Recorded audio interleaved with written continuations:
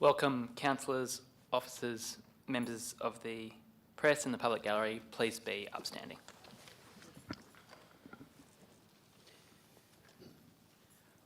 We, the councillors of Hobsons Bay, recognise that we are privileged to serve a community enriched by diversity. We respect and value our community's backgrounds, customs and beliefs, and declare that we will always act impartially to the best of our skill and judgment. Through our deliberations and our conduct, we will uphold the council values to deliver outcomes that enhance the city of Hobsons Bay. I'd like to acknowledge that we are gathered on the traditional land of the Bunurong people of the Kulin Nation. We recognise the First People's relationship to this land and offer our respect to their elders past and present. Please be seated.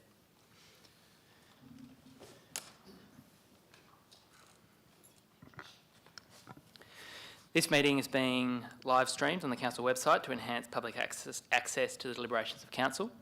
The meeting is also being recorded as a podcast and will be made available on the council's website. Councillors, do we have any apologies? No. Noting that Councillor Hempel is on a leave of absence.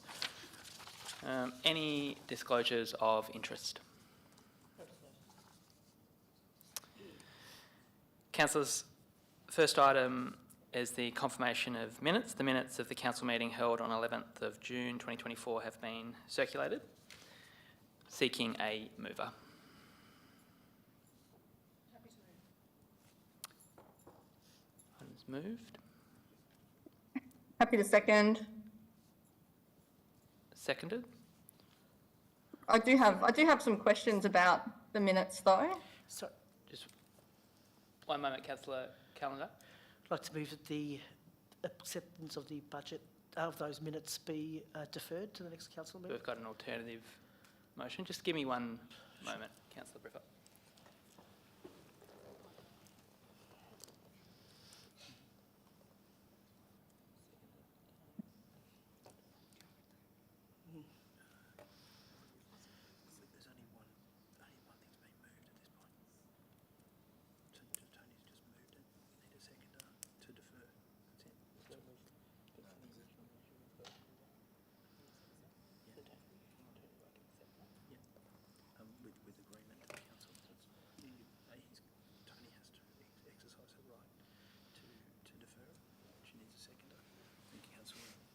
And then I'll open up for questions. Yeah. So, Councillor Briffa, could you say again what you're wanting to move? I'd like to defer the acceptance of the minutes of the last ordinary council meeting to the ordinary council meeting to be held on the 9th of July 2004. So I'll seek a seconder for that motion, and then Councillor Calendar, I'll come to you for questions. So I'll just... Through you, Mr Mayor. Any councillor can exercise a right of deferral even though the motion's on the floor. So with a seconder and a resolution of council, that matter will be deferred. If not, if that's defeated, then the original motion will be debated. So I'm seeking a seconder for the motion to defer to the 9th of July meeting. Seconded by Councillor Grimmer. And so just before I go to you, Councillor Briffa, as the mover, I'll open it up for any questions. Councillor Calendar. Thank you, Mr Mayor. I've noticed on page 8 of the minutes there appears to be a section that's blacked out. I've never seen that happen in minutes before, so I'm just interested in getting an understanding of what that relates to. Sorry. Just seeking clarification on a deferral.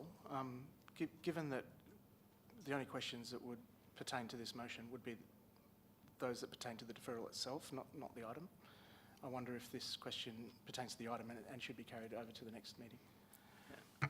Was that a point of order or something, or I'm trying to understand the interjection?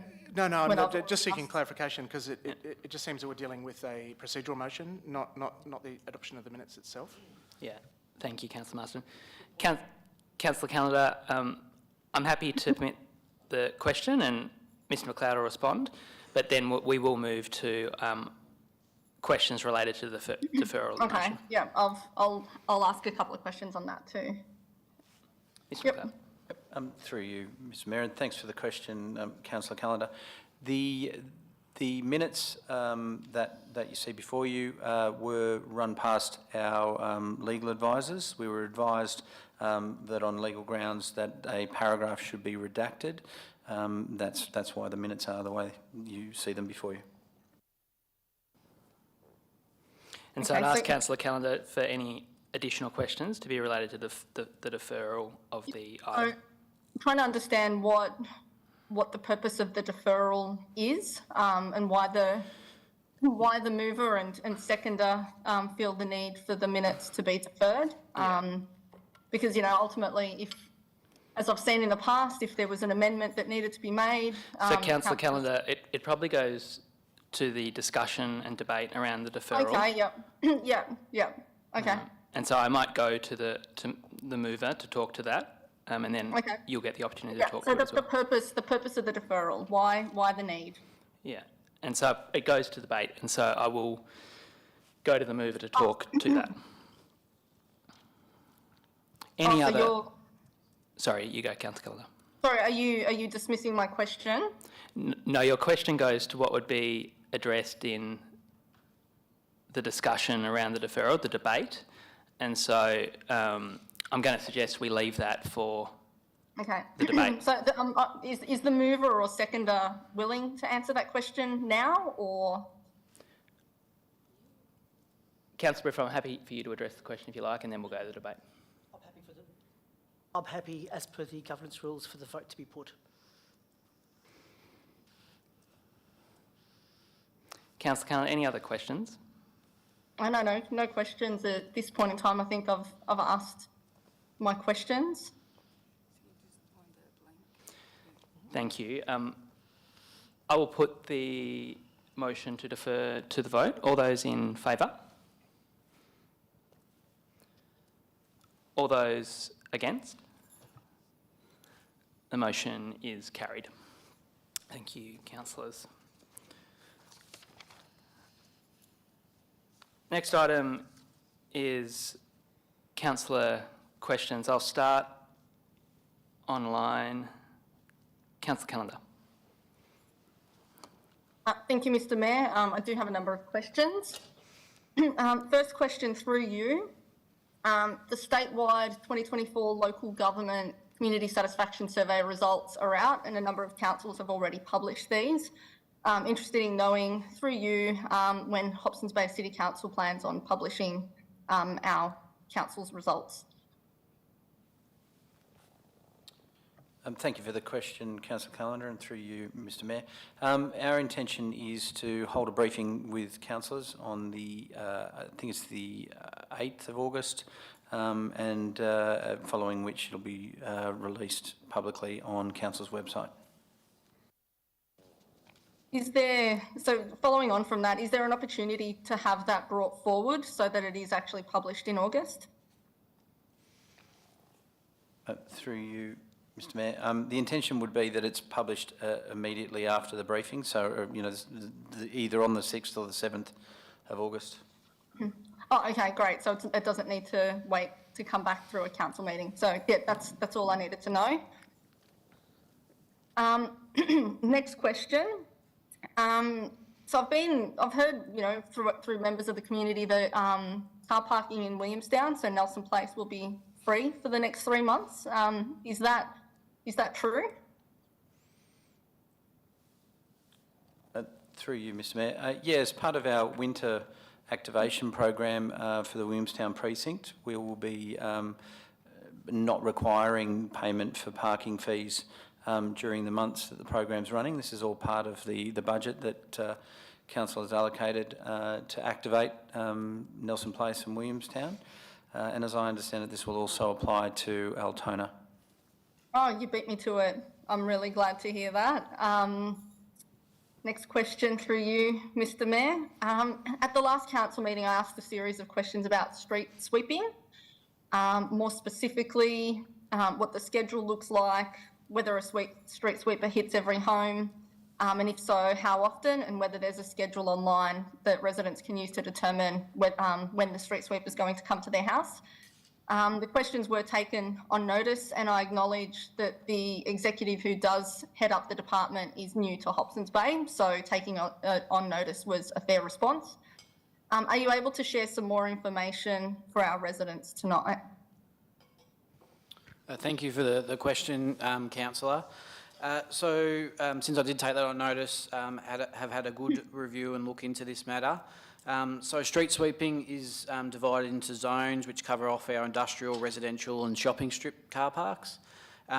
We have a current map on our website which outlines where those zones are, but we've also, there's been doing some work to update that map, and that'll become public for the public to view very shortly.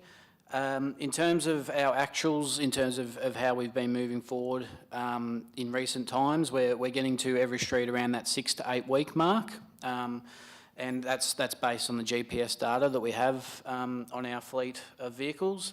But we do get to shopping strips such as Pier Street, Ferguson Street and Barrack Square and many others on an early morning schedule on a daily occurrence. In terms of, we did receive a petition around, this was more around leaves and the challenges around autumn period. The plan is to work through that item, and that we'll be working with that lead petitioner to understand their concerns, and we'll be doing a review that we'll bring back to council in the near future, which responds to that petition and gives an update on the street sweeping program that we provide at council. Thanks for that information, Mr. Irving. Appreciate the update. Next question through you again, Mr. Mayor. A number of parks are still fenced off with warnings of asbestos from the asbestos contamination in recycled mulch that was found in April this year. GJ Hoskin Reserve in Altona North is an example. Can you advise how many parks are still fenced off and when they will be reopened? Thank you for the question, Councillor. So we have 3 parks that are still closed off, one being Donald McLean Reserve, the other Croft Reserve and Hoskin Reserve. It's anticipated that Donald McLean Reserve will be reopened in the end of June, early July. All the mulching reinstatement works are complete. The last item to occur is the planting at that site, but it is noted that the playground facility at Donald McLean Reserve is open because the reinstatement to that site, to the playground area, was done some time ago. In terms of Croft Reserve, this will be completed throughout July, but the area that is closed off is the northern boundary, and it's not restricting any functional activities on site at the moment. And then at Hoskin Reserve, there's an area of nature strip along the road in that location, and we're just waiting for a traffic management plan approval from Vic Roads before we can complete that work and allow that final opening in that area. Thanks again for your response, Mr. Irving. Mr. Mayor, I've got a number of questions that will relate to the topic of Techno Park. Just bear with us, Councillor Canada. Councillor Grant, did you want to just declare? I'm so sorry, Mr. Mayor. I've disclosed the conflict of interest. I've got a family member who is a maintenance worker at Techno Drive Park Homes. Thank you. That's why I'm going to remove myself. Thank you. I'll let you know, Councillor Calendar, noting that you're online. Thank you.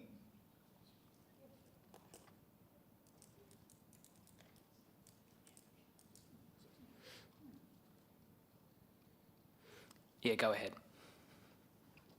Thanks, Mr. Mayor. I asked a number of questions at the last council meeting, which were taken on notice, and I simply want to re-ask those. So my first question related to the resolution of council to establish the Techno Park Housing Solutions Group. I shared my concern that it appeared that a resolution of council may have been ignored. Can you please advise why the residents were not invited to participate in this, and what governance rules or legislation under the Local Government Act would allow for this deviation from a resolution? Thank you, Councillor Calendar. I think we mentioned last time that there is a housing solutions group that has been running for some time. I know that you've asked for some more details on that. We will come back to you with additional details that you've requested, but suffice to say that stakeholders have been engaged and involved. I know that there's a particular question on which stakeholders and who was involved, so we'll seek to clarify that and come back to you, but we haven't forgotten your question, and we understand that this is an important issue, so thank you for raising it with us. Thank you, Ms Lunn. Next question through you again, Mr Mayor. Given that the council confirmed in the Operation Pegasus report, which was publicly released under FOI, that some of the 88 properties have been in use for residential uses for longer than 15 years, can you explain how council will approach establishing these existing use rights in cases where council has already assessed that the property has been in residential uses for longer than 15 years? Thank you, Councillor Calendar. So we don't have a planning application or an application for a certificate of existing use rights for any land at Techno Park yet, following the letters that were sent to people living at Techno Park earlier this month. The question how we'll treat potential evidence, we haven't assessed that is evidence at the moment because we don't have an application. So I understand the force of your question, but the information that was released wasn't an assessment of an application, it was previous information.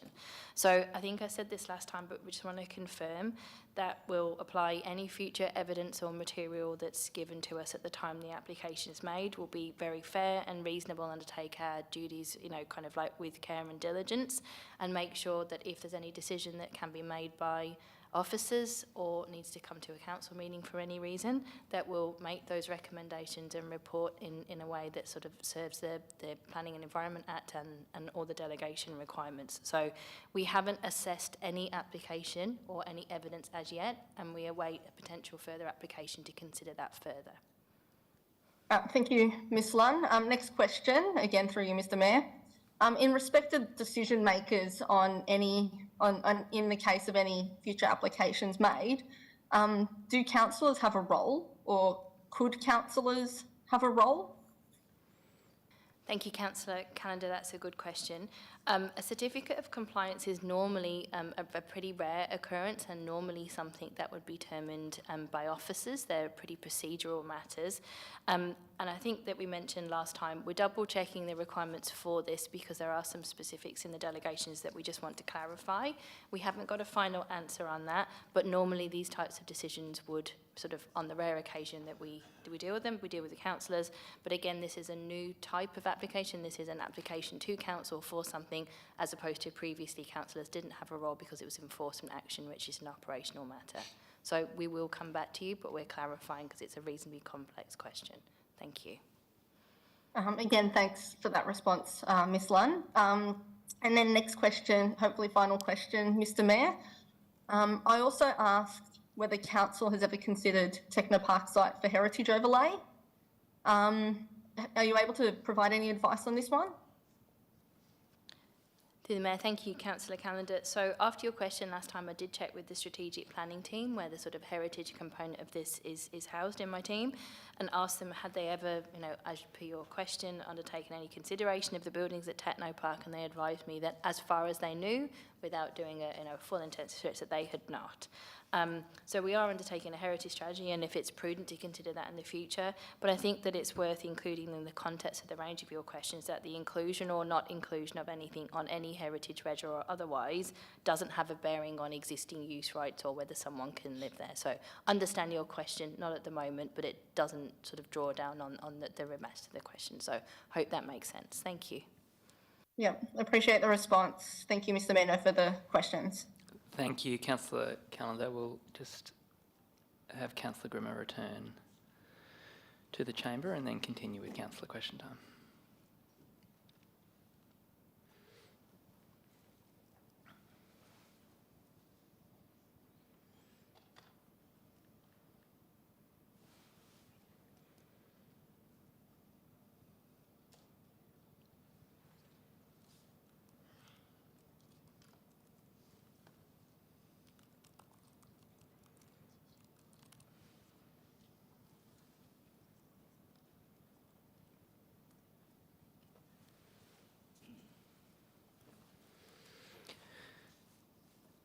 Councillor Marston, I'll go to you. Any questions?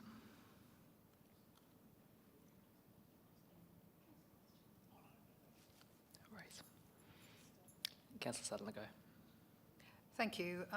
Referring to an urgent notice of motion at the May council meeting, I asked whether we would write a letter to the Premier and produce a report, amongst other actions, on the council's efforts to reduce domestic violence over the past 4 years.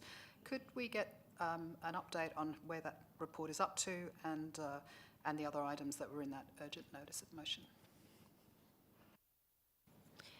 Through the Mayor, thank you, Councillor Sutton-Legault. Great question. So you might remember that the letter to the Premier has gone out under your hand, and that was a really great letter, so I know that that was sent a couple of weeks ago. The report is in hand to come back to a future council meeting, and I understand that it's largely been prepared, and I think there are some other matters that we're meeting about in the next week, so the report will come back to future, but the letter has already been sent under your hand. Thank you. Thanks, Councillor. Go. Councillor Briffa. Thank you, Mr. Mayor. I think this first question is to the CEO, but through you, can the council please provide an update regarding Qenos' announcement that they will be ceasing operations? What is the future of Qenos in Altona? When will they cease operations, and what will happen with their huge parcel of land? Through you, Mayor, I'll pass to our Director of Sustainable Communities to answer that question. Please, thank you. Thank you through the CEO. Sorry, I was just checking. The CFO's just let me know that he may need to be excused. Oh. Yeah, I'll just be excused. My partner works at Qenos. So. Ah, sorry. Sorry, through the it's new information. I think conflict of interest, yeah. No worries. I thought you were going to say something happened to him. Yeah, certainly.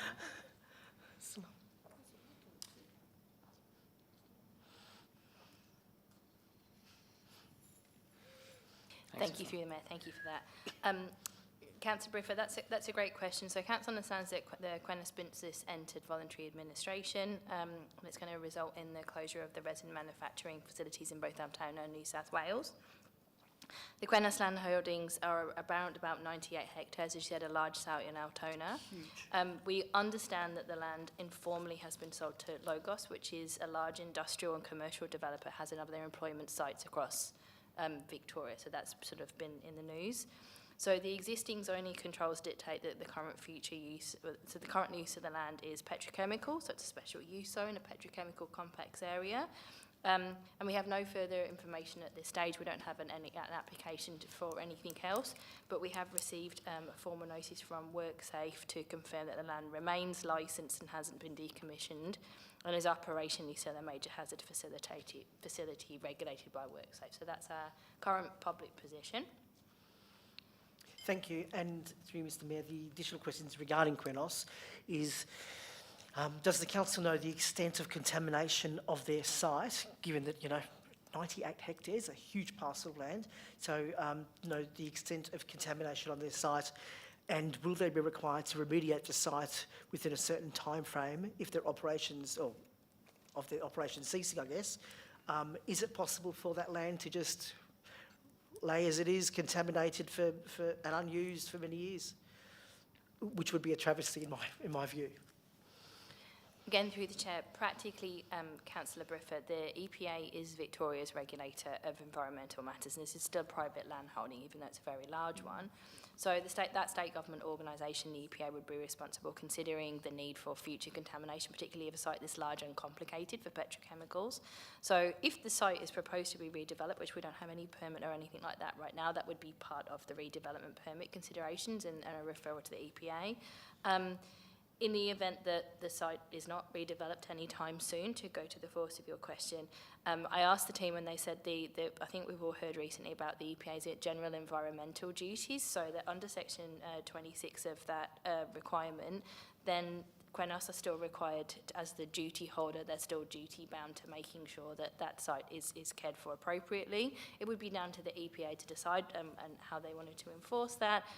So it's a kind of a speculative answer, but some of the duties might include funding or undertaking remediation themselves. So I have no further information at that time, but in principle, hopefully that gives some more information around these types of sites. So in other words, it may, so I think it would be prudent for council to take a proactive step in consulting, liaising with both EPA and the owners. And I guess that's the question there. Will the council be proactive in liaising, working with EPA and the owners of the site in terms of its ongoing maintenance and hopefully decontamination? That's a good question. I'll come back to you That's on that one and without take it on notice. But we do have a great relationship with the EPA, and I know that they'd be willing to work with us on anything we needed to have a conversation with. So we'd be confident that yes, that's something that we'd obviously be able to have a conversation with you about. So great questions. Thank you. Thank you. Excuse me. My next question is perhaps to.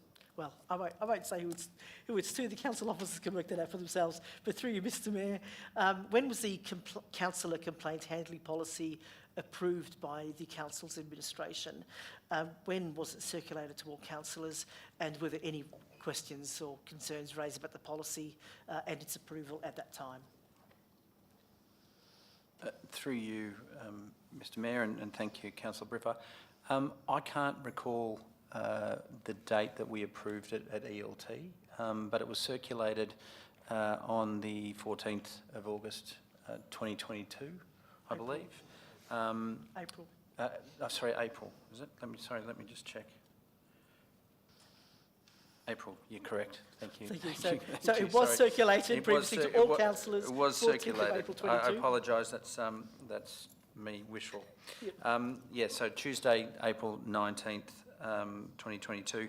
It was circulated to all councillors at the time. It was advised it was an adjunct to the complaints handling policy that had been previously adopted, I think, in December the preceding year, and it was to address the complaints that fell outside of conduct-related matters. Sure. And second, perhaps going to the same thing, what other policies or procedures affecting councillors or governance or whatever, similar things, have been endorsed or approved by someone other than the council? And I'm sure there's many, so maybe just an example. Yeah, we often have policies that relate to all parties that are related to the organisation of council, as well as the obviously the formal elected council.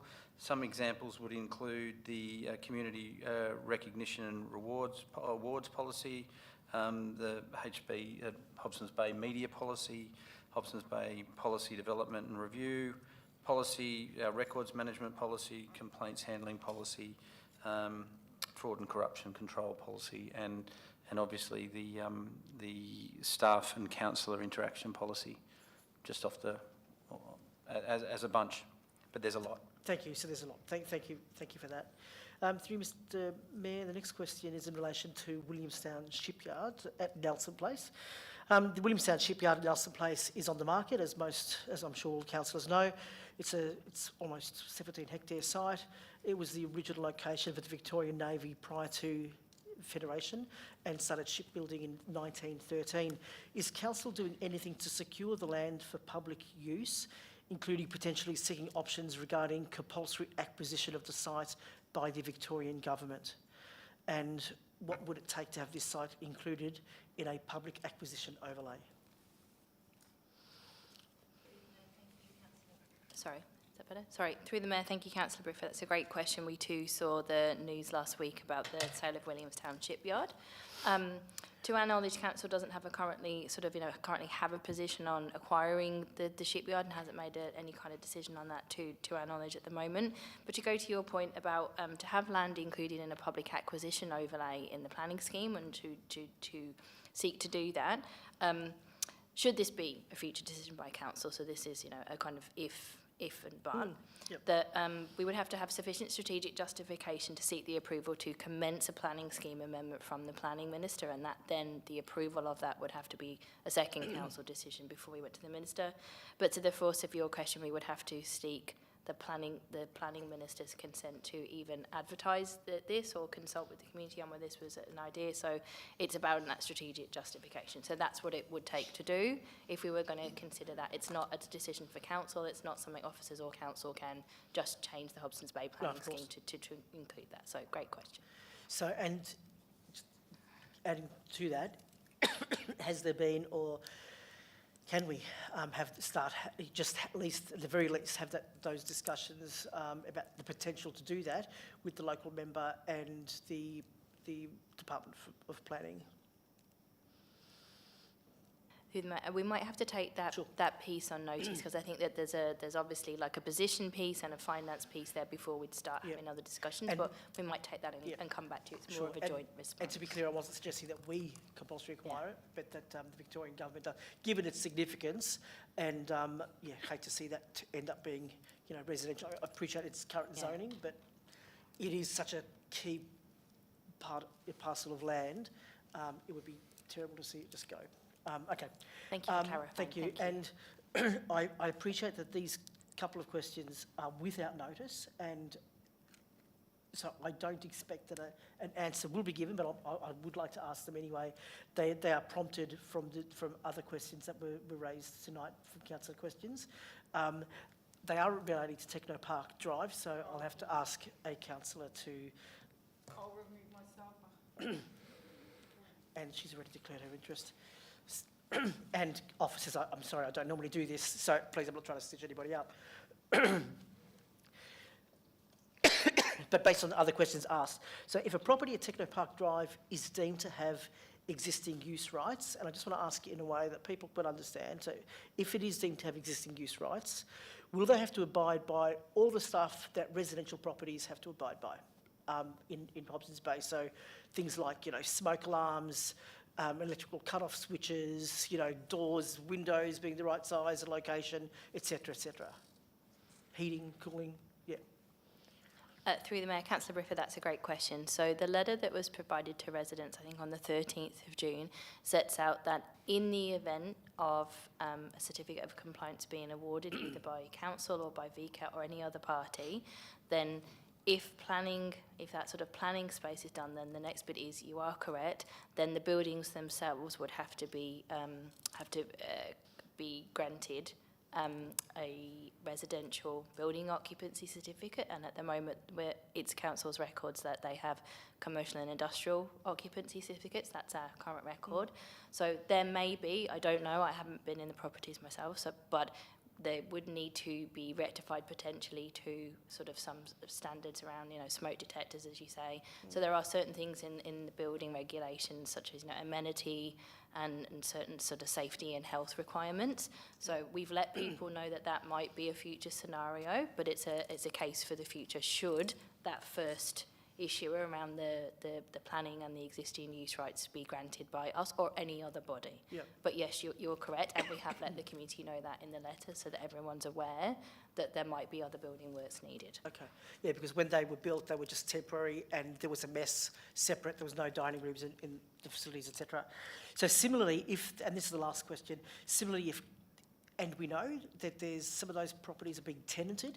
So if properties at Techno Park Drive are recognised as having existing use rights, and for whatever purposes we consider them as being residential, and these properties are being rented out for residential purposes, will landlords have to ensure that they meet the requirements of the Residential Tenancies Act? So to make sure that they are safe for people that live there, things like the smoke detectors, things like the gas checks and heating and all those things. Through the Mayor, that's a great question, Councillor Briffa. Whilst I'm not an estate agent or an expert on residential tenancies, I suggest from the information and advice that we've seen so far that yes, a tenant would in that circumstance be, would need to have that tenancy to the same standard, because it's a standard of the occupancy certificate, and then residential tenancies throw on from that. So I would suggest that you are probably correct in your assumption, but I would have to come back to you. So we'll sort of semi-take that on notice. Great. But initially, I would say that probably aligns with what we've advised residents so far. That would be a great thing for the tenants. Thank you very much. Thank you, Mr. Mayor. Just have Councillor Grimmer return to the chamber. Thank you, Councillor Briffa.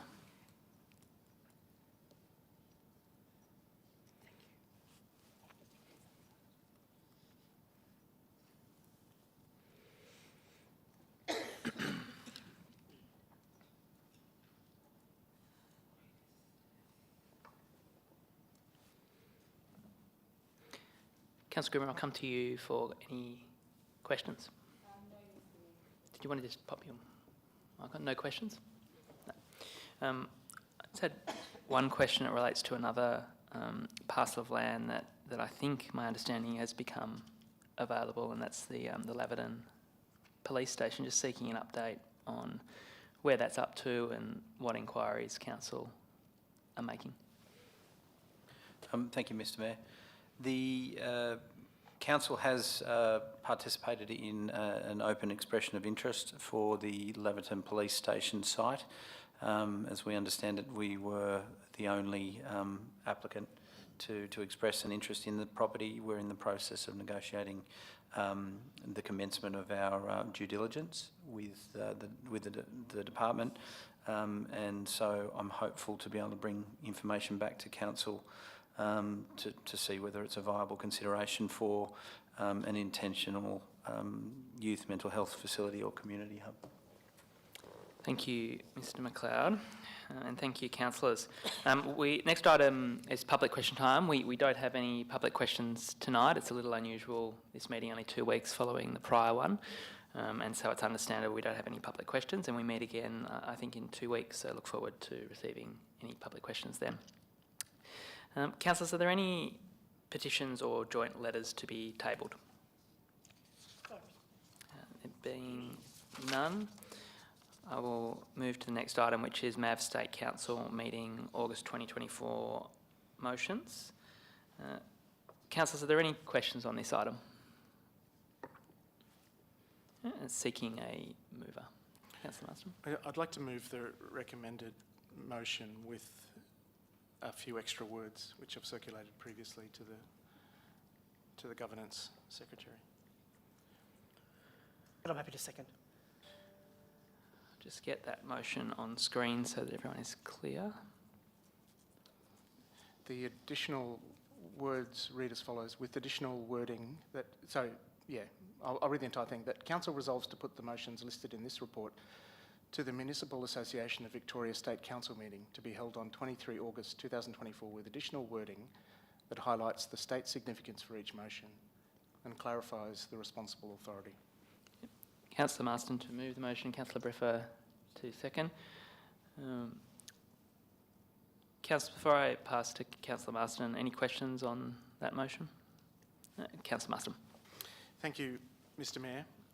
You are our, no, correction, Councillor Hemphill is our MAV rep, and he's sought leave for tonight's meeting, and so I move the motion to put the motions listed in the report, which are 2. The next State Council meeting, and the second one for the year, is on 23 August. And this is where we can put up for consideration by our partner councils around Victoria to consider adopting them and thereby sharpening the MAV's ask of state or federal government for support. The reason for the addition of those words is that in the current form, in the draft form now, given the motion, we need to add a little bit more so that delegates at the MAV meeting understand how it relates to Victoria as a whole. And so I think it's worth fleshing out some of those motions in order to make it obvious that they do. There's 2 motions. One is youth mental health crisis motion, and that's because our young people are in crisis. It's hard to get access to support services. In May 2023, 726 young people currently on a wait list for treatment at Headspace centres in Melbourne's northwest, according to Pat McGorry from Origin. 10% this is in 2021, 10% of 15 to 24-year-olds reported having long-term mental health condition and psychological distress, and is higher in young people in Hobsons Bay than in Western Melbourne and Victoria overall.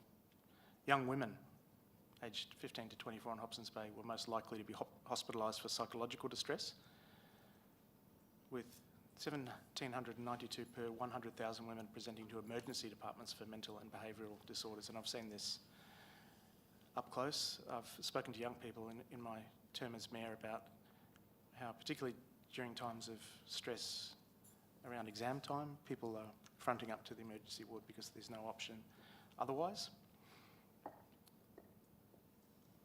So these motions are currently worded and will be amended by officers in order to reflect the significance to the entire state in order to address that crisis, and in 2 points that the MAV conduct an inquiry into the corrections, that the state government conduct an inquiry into the mental health of young people aged 12 to 25 years old to Melbourne's inner west, that is the communities of Hobsons Bay and Maribyrnong, and secondly, undertake an assessment of the support services available for young people in Melbourne's inner west and consider investment in any additional measures and funding to ensure that young people have access to more local, timely and affordable youth mental health services in the inner west.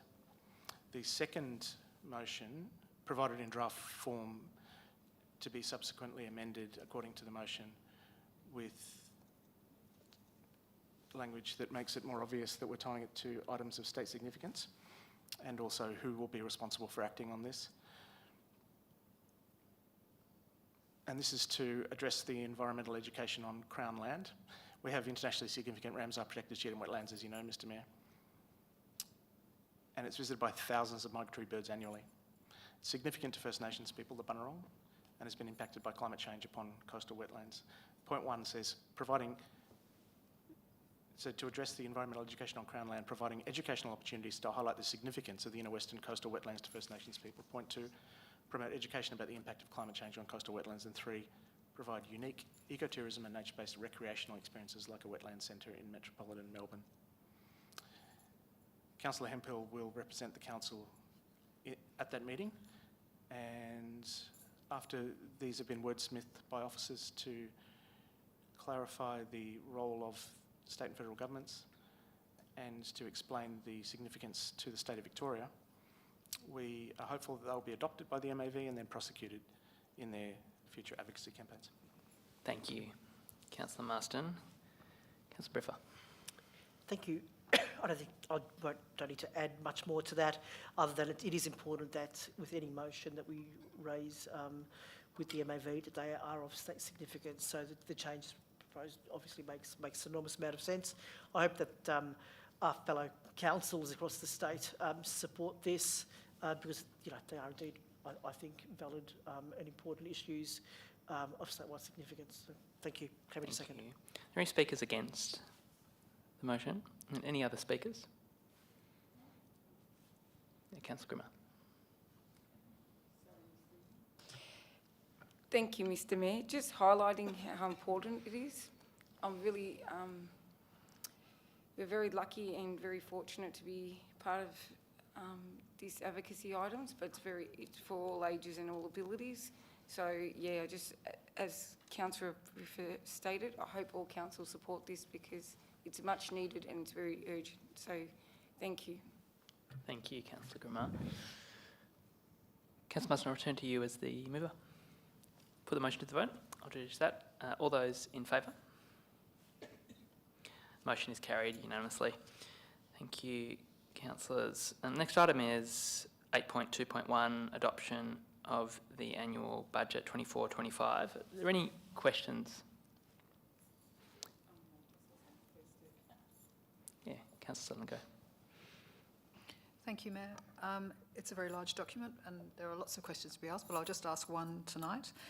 If we could get clarity on how the waste management costs are being allocated. I believe that we are attempting to recoup some of the investment that's been made in the 4-bin system. Could I get some clarity on how those charges have been allocated?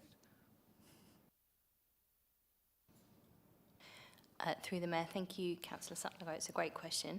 So the increase in the waste charge is to cover both council's previous investment in the 4-bin system and also the change in frequency that was made a decision in previous years. So it covers the cost a bit more to recoup the investment. Thank you. Any other questions, councillors? Councillor Grimmer? Seeking a mover. So moved. I think I'll moved by Councillor Grimmer and seconded by Councillor Marston. Councillor Grimmer. Thank you, Mr Mayor. Before I comment on this great budget, I want to thank council officers for their work. Their very hard work, actually, in putting this budget together. The process is creating a budget. It's not an easy task. It requires commitment, dedication, which from the bottom of my heart I appreciate, and from third generation being here in Hobson Bay, we all appreciate it, and the community. This is important because it's got the community's understanding of their needs.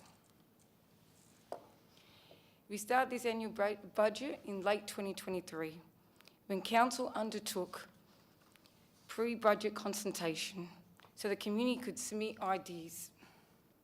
There were 9 budget briefings, which was placed on public exhibition. So a lot of work goes on to making this big documentation. I must also recognise not everyone recommendation was successfully in this budget, but we're here to listen and move forward to try and work together on this.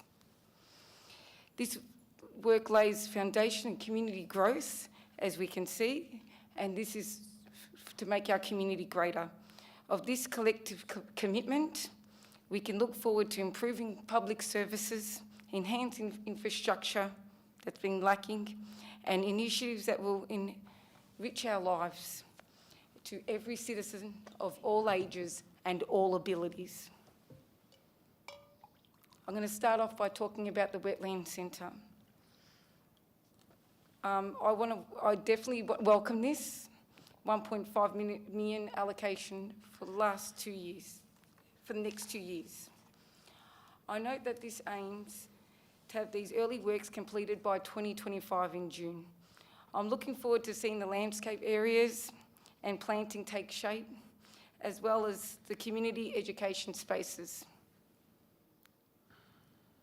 The proposed wetland is a true testament, it really is, that what we can achieve when the community comes together for a common cause. The vision of this centre is ambitious and forward-thinking. Amen to that. Aiming to connect people with nature, promote health and well-being, inspire to care for our precious natural environment. The advocacy effort has been by many, including engaging with state and federal reps, including candidates who put their name forward for government, federal government and state government elections. Using the power of both traditional digital media, rallying the community, supporting these public events and campaigns. But I also want to acknowledge the Wetlands Centre, the committee, for their true commitment, their persistency, and I know it's been a long journey, but here we are today. I must also add, this is going to be engaging to future generations. And I also want to acknowledge the Laverton Football Club, which is true to my heart. I've played there, third generation, uncle, father, now my kids are playing there. The Laverton Football Pavilion has a scoreboard upgrade by BJ Jackson. Which would be much appreciated by our great community who rally out to come on a weekend to watch our footy, champion our footy stars in our local area. This project includes construction for our female-friendly change rooms with amenities and storages, which is much needed. A new electronic scoreboard, minor upgrades to the main pavilion, including the kitchen, social room, and the community expresses its thanks, which is fully funded by the state government following the election commitment by Matthew Hilakari, our local MP. And I have more to say, but I'll let the seconder speak. Thank you. Thank you, Councillor Grimmer. Councillor Marston, as the seconder. Thank you, Mr Mayor. So this is the final budget for this council term, and it's the final budget for my 8 years on council, as I won't be contesting the election. During this time, over the last 4 years, council has made significant investments in our city, and I'm borrowing some of your words, Mr Mayor, because you've written a really pithy and concise Mayor's message, and I think it bears reading and bears discussion, so I'm going to steal some of your words. We've made significant investments in the city, including improvements to parks, beautiful open spaces and foreshore, upgrades to supporting facilities, including catering for increased female participation, rolling out our solar program and upgrading our libraries. Customer service is now available in more places, and the recently launched community relationship management system provides a more transparent way to respond to customer inquiries. And you, Mr. Mayor, have been instrumental in driving that change. We've delivered on the basics, including roads, footpaths and drainage. And most importantly, the council remains in a good financial position. We can't delegate responsibility for the budget or for the financial management of the council. We rely on experts within the council to advise us and to carefully craft this budget. And I'd like to begin by thanking Hamish Munro and his team for carefully weaving this document together from diverse strands across the community, the Mayor and councillors and staff of the City of Hobsons Bay. I'd also like to recognise the excellent work that the executive leadership team and the CEO have done in getting to this point. The budget is a year-long project, really, and starts tomorrow again for the... I can see the CEO smiling at that. I was talking to Mr Munro before, and he was saying that the work now is to prepare the documents for audit, effectively. Now that the budget's being passed, we're going to have a lot of scrutiny and due diligence over the documents, which will be the work of the team for the next few months. And so while you might think that Mr Munro would head off to the hills to do some skiing, I think there's work to be done. And I'd like to thank you for your dedication. We've faced a lot of challenges. We're a couple of years out of COVID, depending how you measure it. I know that people here have had COVID over the past few weeks, and it's a constant threat. It's turned our world topsy-turvy, but we've navigated, I think, pretty well. There are significant cost pressures, though, on the community, as we all know. Cost of living is increasing rapidly. People are short of money. Businesses face a challenging time against those declining disposable incomes, the increased cost of business and rising interest rates. The visitation to our region is bouncing back, but it's still well below pre-COVID numbers, particularly in places like Williamstown, where international visitation hasn't returned.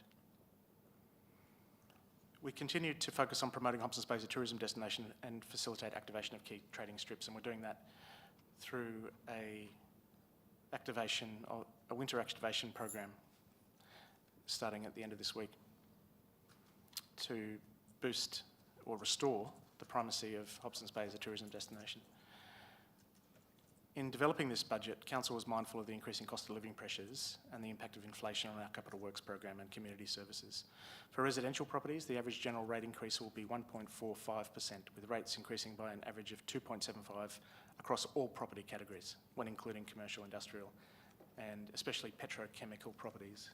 While they still exist, we derive a significant amount of our rate base from there, which tends to skew the figure on the average rate take. But the good news is, compared to other similar metropolitan councils, we're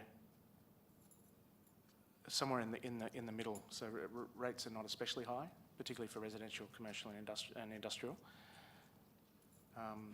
And we compare to our neighbouring councils, despite the artificial inflation that comes from taking rates from the petrochemical sector. We've got a whole bunch of capital works programs, and they're really clearly laid out here. I just want to pick out a couple that are not ward specific, but rather I think important ones to mention in the context of the entire city, such as the street lighting LED upgrade program. That's going to be a significant improvement, I think, to the quality of life in Hobsons Bay and a big cost saving for the council. There's the Ford Crossing rebuild, 1.9 million to rebuild the infamous Ford Crossing, and I look forward to navigating my way to Altona without getting my feet wet in the future. There's 1.5 million toward the tree planting urban forest program. The total cost for the coming 5 years amounts to 5.7 million, which means we're really investing heavily in canopy and maintenance of that tree stock. I'll leave it to my colleagues to talk further about the ward benefits, but we're doing consultation on the Williamstown Precinct Plan through late 2023, and the Williamstown Precinct Plan developed a high-level holistic vision for potential future works, starting at Gloucester Reserve, finishing at Cyril Curtin Reserve, captures Sadler Reserve, Hat Reserve and the beach and promenade area. Through the coming financial year, further design development and site investigations will be undertaken to continue development of those plans and advocate for future funding and grants to reserve specific projects that fit within the vision for the precinct. We're also developing concept plans for the future of the currently closed Pierce Street feature site, and I'll leave it to the ward councillors to speak to those further. I'd just like to thank the community members who have worked towards shaping this budget, but also advocating for some of the big wins mentioned by the mover, Councillor Grimmer, who has celebrated the announcement of the building of a new pedestrian and cycling bridge across the Laverton Creek, which is terrific news. I won't mention anything more, but just to recognise that we received 74 community ideas in relation to pre-budget consultation Pitch Your Idea program. As a result of that consultation process, 22 ideas have been factored into the recommended annual budget, and 10 ideas were already included in the budget to be delivered to Council. So I'd like to thank you, Mr Mayor, for your leadership in developing this budget, again to the CEO, the team, Mr Munro, and all of the people, the community and the councillors who have contributed to this document in keeping Hobsons Bay a great place to work, live, and most of all, keeping it financially sustainable. Thank you, Councillor Marston. Are there any speakers against the motion? Yeah, any other speakers? And Councillor Sutton will go. Thank you very much. Acknowledge the words of my colleagues. To reiterate that the budget is a rolling 4-year plan, and it outlines the financial and non-financial resources that the council requires to achieve the strategic objectives described in the council plan. So these things intertwine.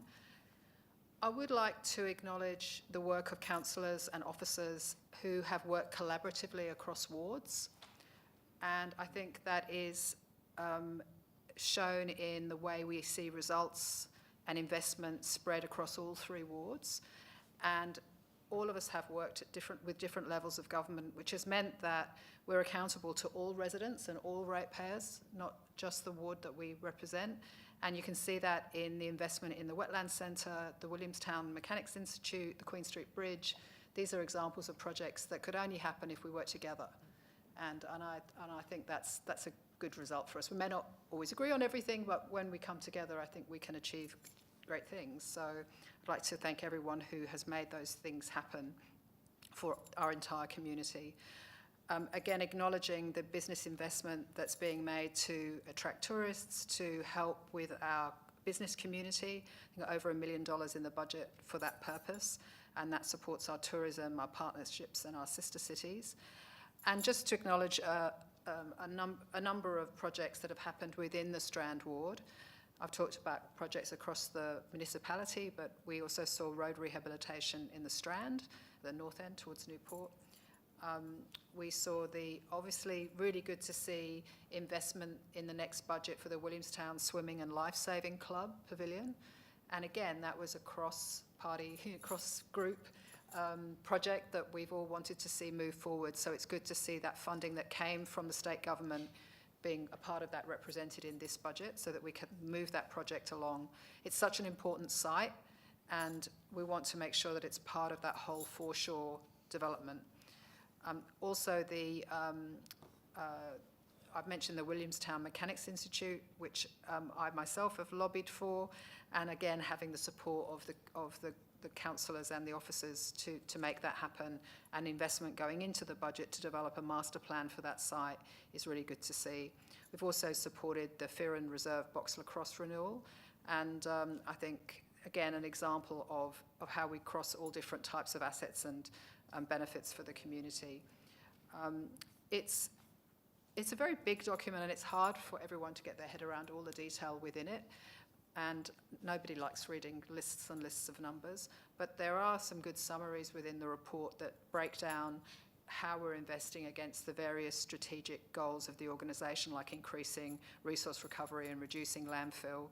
And these are, you know, perhaps not the sexiest things, but they're the things that we see every day, whether it's waste and roads and all of those things. We're very conscious of whether they're done well or not. And I would also like to commend the officers on the urban forest strategy. I think it's an amazing initiative. We're seeing the benefit of it right throughout the municipality. I was at Altona North Primary School today, and some of the children there put up a project around, you know, let's not cut down our trees, let's put up more trees, and they're 11. And so, you know, it is filtering down. What we're doing is making a difference for our community. So I commend the budget. There will be, costs are going up. Nobody likes to pay rates, but we've tried to manage that as best we can and minimise the impact on those who are least able to pay. And I hope that it can be acknowledged that we've made every effort to make it as fair as possible. Thank you. Thank you, Councillor Sutton-Legault. Any other speakers? Councillor Calendar. Thanks, Mr. Mayor. Oh, sorry, just give me a second. I'm just coughing. This is the final budget in our councillor term.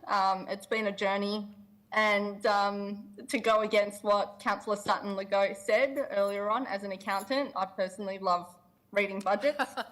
It's been 6 weeks since a petition titled "Stop Hiking Our Rates" was accepted by council, asking for council to consider reducing rates by 1.5% as part of its final budget. It requested that a report be brought back to council, and that report obviously hasn't come back in advance of the final budget deliberations to justify the rate hike in full. So to me, that's a little bit of a problem. I sort of feel that if you shy away from questions, then that's an issue. Issues aside, there are a number of things worthwhile noting in this budget, and some of the other councillors have touched on a number of things. One thing that hasn't been mentioned is the ceiling of Ryan Lane. That's actually been brought forward since the draft budget, which is a win. The residents who lived there have been asking for this for over 20 years.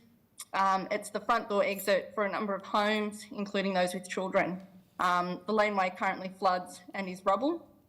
During this councillor term, I tabled a petition for those residents, and while I'm glad to finally see this laneway being sealed, it shouldn't have had to take this long, because to me this is bread and butter stuff. I remember asking about the Ford Bridge on Racecourse Road shortly after being elected. I was told at the time that it's a council responsibility, but there's no budget for it. The bridge is being upgraded in this budget, which is a good thing, because it's been a broken flooding disaster as far back as I can remember, so it's about time that that's been fixed. Again, it's bread and butter stuff. It shouldn't have had to take this long. Upgrading the street lights to brighter LED lights has been a topic raised with me by residents repeatedly over the years, and that's finally being invested in municipality-wide.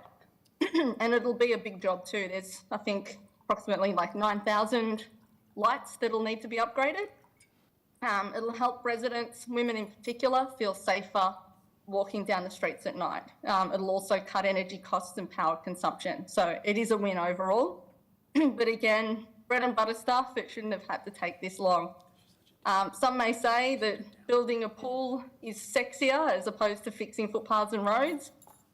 Last council meeting, we saw a hesitation to disclose those latest pool costs on that project. Why does it always seem that there's a hesitation to provide answers? To me, delivering on the... Councillor Calendar, just try to stay focused on the budget and not... Yeah, I am delivering on the basics. I'll acknowledge your comment, Mr. Mayor. Thank you. And I'll move on. Delivering on the basics involves being able to answer questions. A number of residents, and I've lost count of how many, have expressed concern to me about the inability to answer questions. I tried through a notice of motion to open up council to in-person dialogue, but that was shut down. I can go on and on talking about the budget, the things that I love and don't, but every single day the questions and complaints that come to me as a councillor are about the basics. Broken drains, potholes, leaves, the need for maintenance and repairs, all the bread and butter stuff. And then not to mention rates. In 4 years, I've never seen this council voluntarily present a budget without a full rate rise attached to it. And I've never seen this council say, you know what, we've received a bad rap from our community for XYZ service, so we're going to pump more money into that. Community satisfaction results on the basic bread and butter stuff across the state are declining, and they've dropped year on year here too. And we're going to have to wait till August until we get to see and learn more about this current year's results as well. So yeah, it's enough said from me. It's going to be a no from me on principle. Thank you, Mr. Mayor. Any other speakers to the Councillor Briffa? Thank you. Yes, I'm happy to speak on this budget. I think it's actually quite a responsible budget. I think it's irresponsible for people to just poo-poo or constantly vote against stuff just for populist reasons. I think it'll be nice if we can do everything all at once, but a budget can't just do that. We just don't have an infinite amount of money to just go out and do everything. Mayor. One we moment. have to. Councillor Briffa, we've just got a point of order from Councillor Calendar. Councillor Calendar, which part me of a, the... So 18.3.3, obscene language, poo-poo, poo-pooing. Councillor Briffa said poo-pooing the budget. That's the point of order. Yeah, that's the point of order. Poo-pooing. Okay. It's a lovely word. And just so that I understand, your point of order relates to the governance rules, obscene language. Yeah. Yeah. And I mean, I've got a 5-year-old daughter, and we tell her off when she uses language like that. yeah. No. Okay, thank you, Councillor Calendar. I'll overrule the point of order. I don't consider that obscene language, but I note the point of order, and I'll return to you, Councillor. Okay, and again, Mr. Mayor, based on that, I'd like to object to your ruling, and I'd like that noted in minutes as well. 821.5. Noted. Thank you, Councillor Calendar. Thank you, Mr. Mayor. Councillor Briffa. Thank you. There we go. My term poo-pooing was poo-pooed, apparently. Anyway, yes, so budgets, we've got an infinite amount of funds. We don't want to raise rates. Of course, this budget increases rates by 2.75%. If I look at, hell, my land tax bill, it was doubled this year. If I look at anything, it's gone up by considerably more than 2.75%. It's impossible to do stuff and deliver stuff for the community without the funds to do it. If we look at the works that that the community is funding in these works, 8.2 million towards the construction of the Altona Beach entry and Esplanade closure. 8.2 million. I mean, where does that come from? And it's going to be fantastic. Look at the Altona foreshore now. Look at the amount of work that we've done there over the last, I'm going to say 16 years with the beach renourishment, et cetera, et cetera. It just looks amazing. All the reserves, and we're investing even more into that area. Look at the investment into the Williamstown Surf Lifesaving Club, and I acknowledge and thank Melissa Horn and the State Labor Government for their $11.3 million that they're allocating to the Williamstown Williamstown Swimming and Lifesaving Club. There's a bit of an error there in the report. Please let's fix that before that goes out. But yeah, so we're bringing $5.5 million forward. We're making sure those works happen. Fantastic for the club, fantastic for the local community.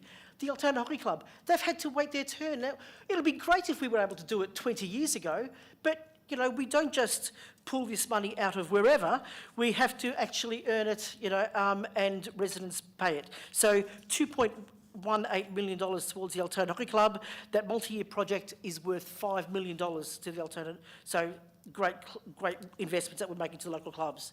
You've already mentioned the Altona Racecourse Road crossing, investments to the library in Altona North, the resurfacing Ryan Lane. I mean, how do we spend 320,000 resurfacing lanes and other things without money? So, and importantly, if we look at the operational side of the house, youth services, $1.7 million. Early years, 1.47. So things for kids. You know, I'm a grandmother, I'm a mother, I've got wonderful grandkids and stuff, but, you know, youth services, early years, really important stuff. Community development, $2.7 million. Community child health, $3.7 million. Community support, $3.4 million. All really important stuff, great stuff that the Hobsons Bay City Council is doing for the Hobsons Bay community. I commend this budget and I will be voting for it. Thank you, Mr Mayor, and thank you, council officers, for your incredible work. Thank you for the community for their submissions. I can't wait to see all this in action. And it's sad to say that's probably the last budget that I'll be voting on, unless I change my mind. Thank you. Thank you, Councillor Briffa. Thank you, councillors. I'll return to you, Councillor Grimmer, as the mover. Thank you, Mr Mayor. Just also I'd like to highlight the Aquatic Centre, which has been a long time coming. I'm actually really pleased, and so is the community, with the $920,000 that has been allocated to the Western Aquatic Early Years Centre and Bruce Common Reserve design. The design is for stage 2, proposed for the Western and Early Years Centre, which will be great to see increased car parking, which is a great concern to our great community, including tree planting. This is a high priority. I know that government will continue, I know that our council group will continue to advocate for our fundings to get delivered with these facilities. And following up on the grant opportunities with the federal grant coming up, I really am hoping for the best. And I also like to commend the council advocacy for the state, federal, to this financial support, including candidates who put their name forward for state and federal elections, because they did attend a lot of meetings regarding these projects and they showed a great interest. Having a shovel-ready project demonstrates the confidence in the area and will create great health and well-being benefits for our great community. And it will also be finally, in 2024, I can actually say, we'll have a design that's fit for purpose for the wetlands and beyond the community. I'm also proud that a playground that I grew up playing for many years and shopped at the Alma Avenue Shopping Precinct. I'm happy to say there'll be $700,000 that's been allocated to upgrade the Alma Avenue Shopping Precinct, which is long overdue. This implement works include the car park, pedestrian crossing, improvement to streetscapes, and works for all, which has greatly enhanced the community's amenities. And it will highlight the traders that we have. This is part of the Better Places Seabrook and Altona Meadows program, which reflected over 2,400 responses and ideas from our local great community. So I thank the community. I also welcome the $525,000 allocated to build McCormick Park, Stage 2. I know the water play area, the playground works, seating will create more opportunities to come together in our great community. McCormick Park, Stage 2, under the Better Places Laverton, which has been supported by over 2,000 community responses and ideas, and I'm proud that I was served on the Focus Laverton group with Mayor and Councillor Tyler, with community group members. The aviation roundabout will be allocated landscaping. The aviation road roundabout will be cleanliness, more welcoming to our community. I'm also very pleased about the Seabrook Community Centre and Kinder Building renewal. I welcome the community centre and kinder building group. We will include essential renewal and a review for footprint and to identify areas that will create 22 placement rooms in our kindergarten. Kindergarten is growing, so it's much needed. And I note the School Building Authority put in $1 million for the grant, which is welcomed, and the construction will be finalised and it will be built soon. For those who may not know this, the grants provide great funding for projects to create additional spaces for 3- and 4-year-old kinders by building new or expanding existing infrastructure. And also, I always highlight, I do make a note of it by reading the CEO report. We've got more great services that include youth, all ages and abilities, which Councillor Briffa and my Councillor Sutherland and Councillor Marsden highlighted, so I won't go further. But there's just so much. I recognise we need so much more. I would have loved to have seen, the pool being built or the aviation precinct being upgraded. But I'll work closely with my colleagues, hopefully the community, to get those projects coming along. But I have to say thank you to the CEO, thank you to council officers, thank you for my council colleagues for just fronting up, rocking up, and thank you, and I dedicate this to the community, so thank you. Thank you, Councillor Grimmer. I'll put the budget to the vote. All those in favour? All those against? The motion is carried. Division. I've had a division called, and so I'll put the motion to the vote again. All those in favour? Councillor Marsden, Councillor Sutherland, Councillor Tyler, Councillor Briffa and Councillor Grimmer. And all those against? Councillor Calendar. The motion is carried. Thank you, councillors. Good debate, and echoing others, thank you to staff. I think we had 11 budget briefings, huge undertaking, and one that cuts across all parts of council. And so I really want to acknowledge the tremendous amount of work and what, in my view, is a really good, balanced budget that provides significant value to our community. And so, noting we've got a tiny fraction of staff with us here tonight, please relay that gratitude to all staff who are involved. Thanks very much. Councillors, the next item is 8.2.2 community submissions on the proposed annual budget 24-25. Are there any questions? Question? Yeah. Councillor Sutherland, go. Thank you. Could you just get a summary of how many community ideas we received and how well we could respond to them? Thank you. Thank you, Councillor Sutherland. I might defer this question to Mr Hamish Munro, our Chief Financial Officer. Thanks for the question. Through you, Mayor. Budget, the submission process, the official submission process was held in 2 stages. The picture idea process leading into the budget started in December. There was approximately 74 or so submissions, I think, in relation to the picture program. 22 of those submissions were successful, and they received approximately $600,000 worth of additional funding. There are another 10 submissions that were already included within the budget document itself. We also had about 37, I think, submissions after we presented the proposed budget. A lot of those submissions aren't necessarily for, submissions might be on the rates or on services and the like.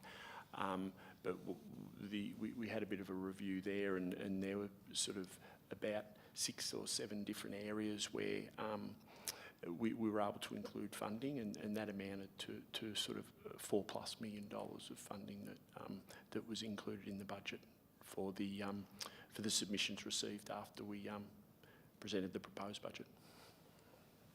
Thanks, Councillor Sutherland. Any other questions? Seeking a mover.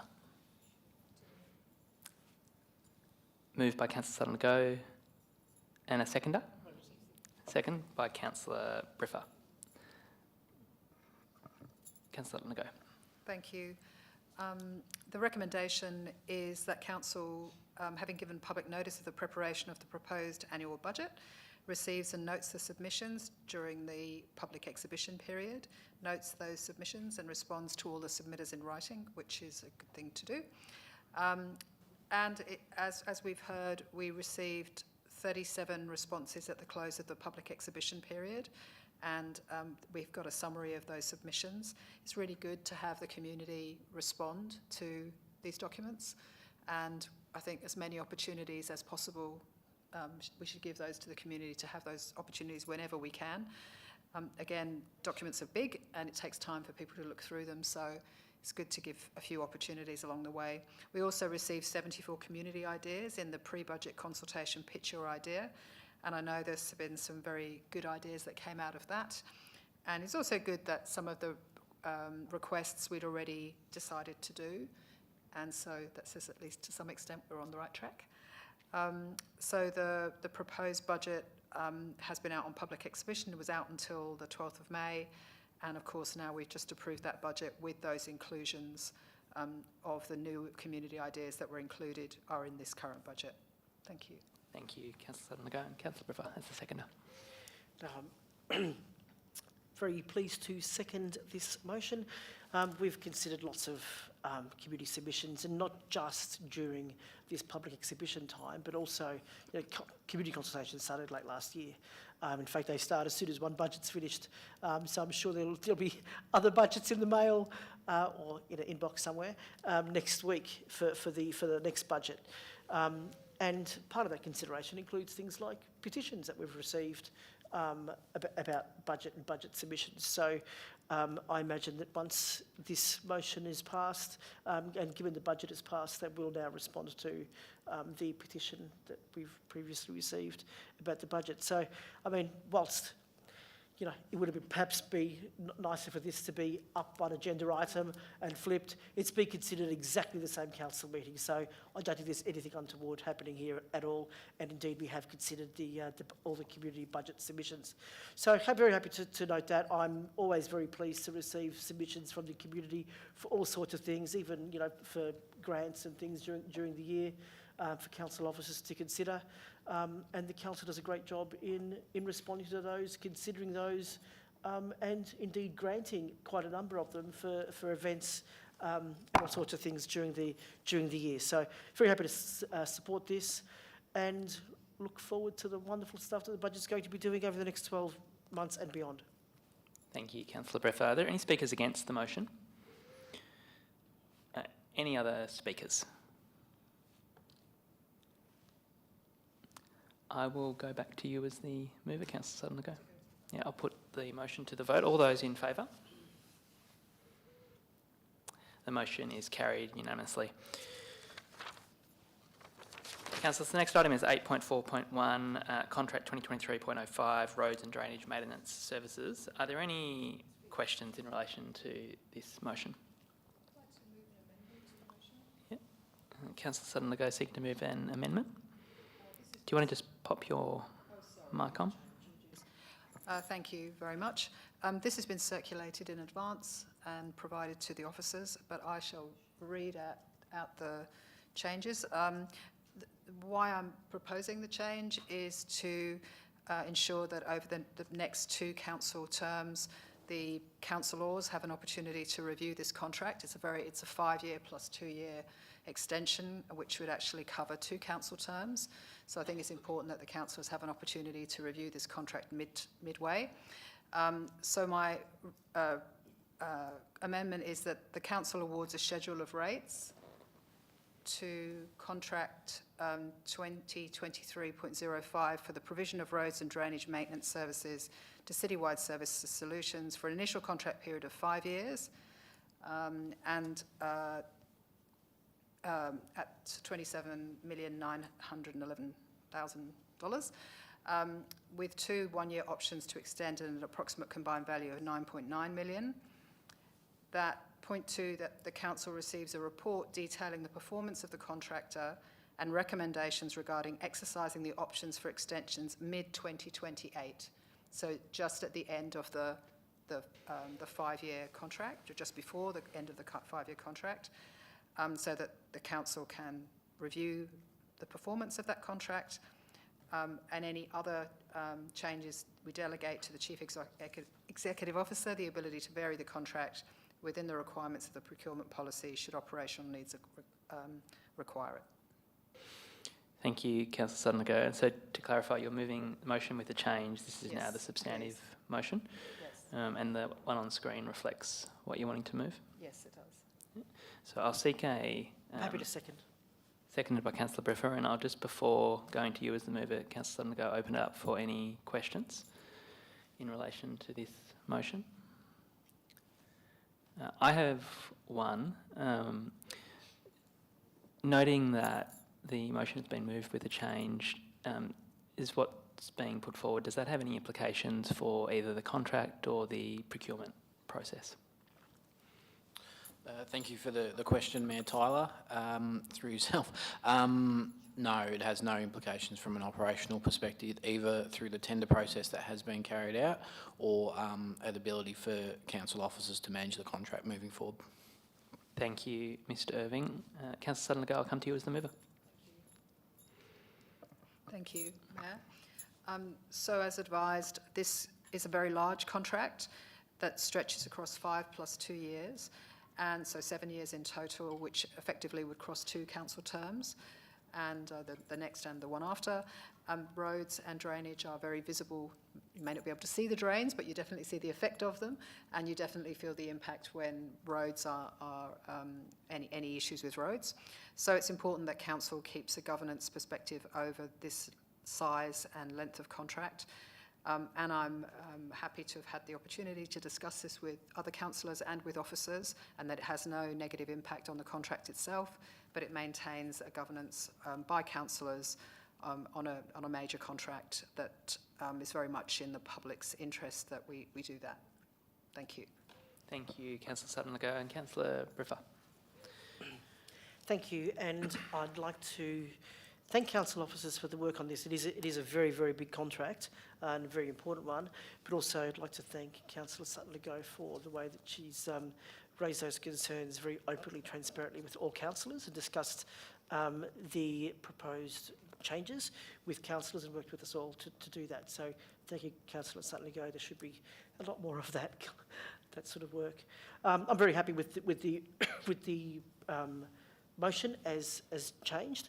I think it serves a good purpose in that the next council will then have an opportunity to have a look at this large, significant contract prior to the decision about the options for those extensions.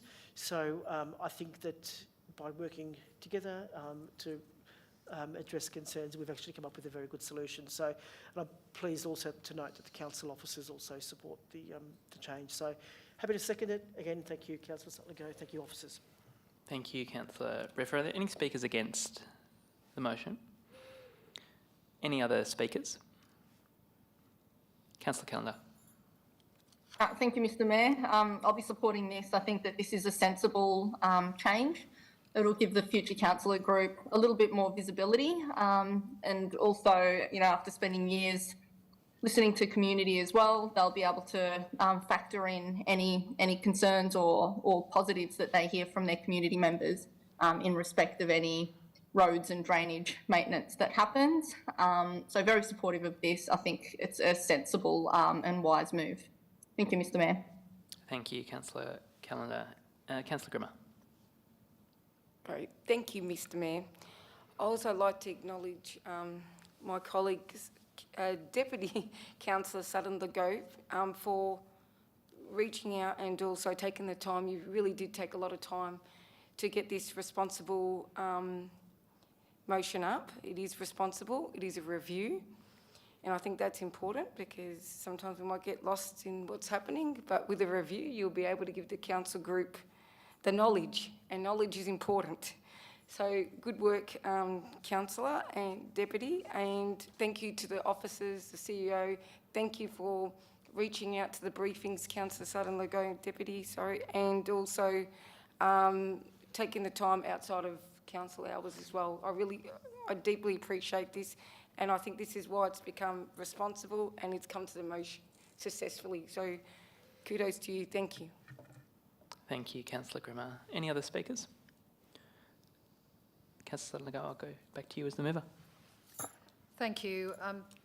Just, to underline the importance of this contract, Hobsons Bay is responsible for the management of 406 kilometres of urban streets, 29 kilometres of rights of way with a surface area of approximately 3.4 million square metres.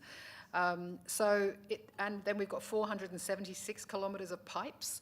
So this is not an insignificant contract and is often what people think we're responsible for, mostly roads and drains and rates and the rest. So that's what our rates are paying for. This contract has been through a tender process and is for a period of initially for 5 years and has been allocated to the Citywide Services Solutions and has an extensive tender process has been undertaken, which conducted and closed on the 11th of August. And so we had a number of tenderers who put in their submissions, and this was then reviewed, and we've come to a decision as to providing this contract to one supplier. So again, this is another reason why I felt it was important that we kept the council's oversight of this very large contract. I'm sure it will do very well, but just in case, it's good to keep an eye on it. So thank you everyone for your support in the changes to the motion, and I commend it to you for decision. Thank you, Councillor Legault. I'll put the motion to the vote. All those in favour? The motion is carried unanimously. Thank you, councillors. Thank you, Deputy Mayor, for the way you've engaged on that. I think it is a big contract, and thank you as well to officers for their work on this. We have no committee or delegate reports, neither do we have any notices of motion, and so I'll jump to urgent business. Councillors, are there any items of urgent business to be raised? There being none, Mr. CEO, have you received any supplementary public questions? No. With that, I will close the meeting at 8:39 p.m. Thank you, councillors, thank you, staff, and thank you to folks online and also in the public gallery. Good night.